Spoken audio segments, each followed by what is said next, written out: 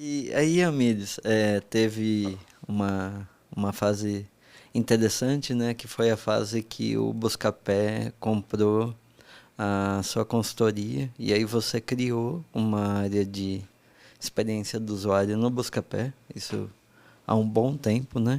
Hum. E depois você até falou que você fazia algumas atividades que hoje a gente nomeia, né, como Growth, Agile, mas na época era muito incipiente ou não tinha, de certa forma, essas disciplinas, né?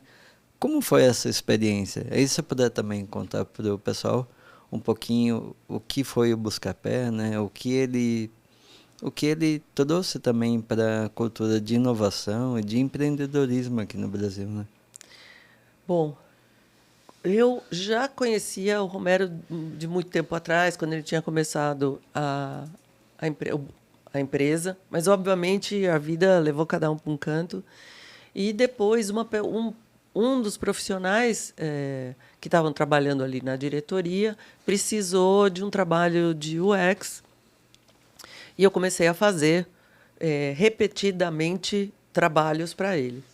Por coincidência, esse grupo de diretores e mais o próprio Romero foram para o Alibaba, para a China. Eu não lembro exatamente qual das empresas eles foram. E eles viram que tinha uma fazenda de testes e de teste com o usuário para melhorar o site. Então, quando eles voltaram, eles olharam e falaram: bom, então você já tem todo o expertise, vem para cá.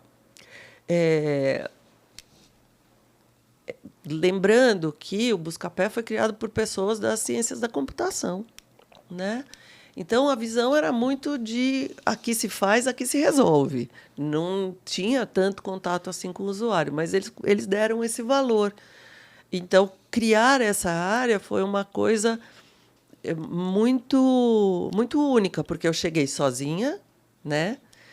As pessoas que estavam trabalhando comigo resolveram ir para outro canto e eu tive que pensar na estratégia da minha área, o que, que eu ia fazer em cada momento, quais seriam os entregáveis para poder criar uma cultura de UX dentro de uma empresa notoriamente voltada para a TI.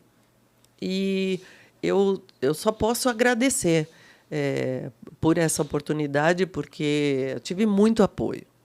É, especificamente do Romero, eu posso dizer que tranquilamente foi 100% de apoio. É, por ser uma pessoa que questionava, porque ele ia conversar comigo, ele pegava o livro e estudava antes, e eu tinha sabatina. Não é assim. A gente olha, e aí, uma coisa importante. Nessa época eu já estava com 40 e muitos, né? E ele, um jovem de 30 e qualquer coisa. Eu olho para essas relações sempre, e para qualquer relação com o chefe, assim, esta pessoa tem uma qualidade que eu preciso ver. Independente de ser jovem ou de ser mais velho, essa pessoa está nesse lugar porque ela merece. Então, quando eu me dei conta, eu estava diante de uma pessoa brilhante, brilhante, é, que queria o melhor para a empresa e que por isso mesmo ia lá me sabatinar. E eu achei maravilhoso. Então foi isso, né? E aí a gente foi crescendo a área, foi abarcando essas outras disciplinas e fazendo, porque tem uma coisa, né? UX é naturalmente muito qualitativo na sua maneira de expor as coisas. E numa empresa mais pragmática, como é engenharia da computação, de uma maneira geral, o que você tem que fazer é dar o argumento certo. E o argumento certo vem de coisas que você pode provar que vão dar lucro. Como é que você vai provar que vai dar lucro, ou pelo menos indicar que vai dar lucro, fazendo com que o cara gaste antes, que é o que normalmente o UX faz. Ah, eu fiz aqui o teste de usabilidade, está indicando que podemos melhorar assim, vamos implantar que vai dar certo. No teste de AB, você tem a ideia, você simula a ideia, valida ela estatisticamente e depois você vai calcular se aquela implementação vai ser uma coisa que vai trazer o lucro esperado, ou quanto ela, versus o que ela vai custar. Em quanto tempo eu vou pagar a conta dessa implementação?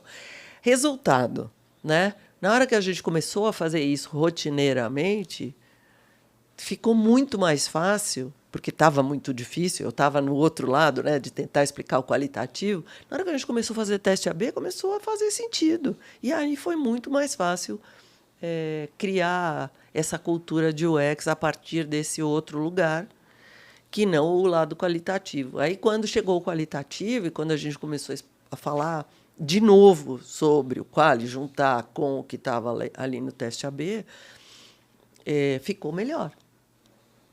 Então, foi todo um aprendizado e um crescimento. Isso era 2011, né? Então, porque hoje chega, né? O pessoal vai lá no podcast ou no YouTube, fala e acontece. Querido, eu fazia isso quando você ainda estava de fraldas. 2011 e o Buscapé foi muito icônico, né? Porque foi uma empresa de tecnologia, foi uma das primeiras que receberam aporte, investimento estrangeiro, e depois eles começaram um programa de startups, né? Que teve o desafio de startups e tudo mais. Então, assim, se pensar no cenário de tecnologia e de inovação, eles foram bem importantes, né? Para onde a gente está hoje, né?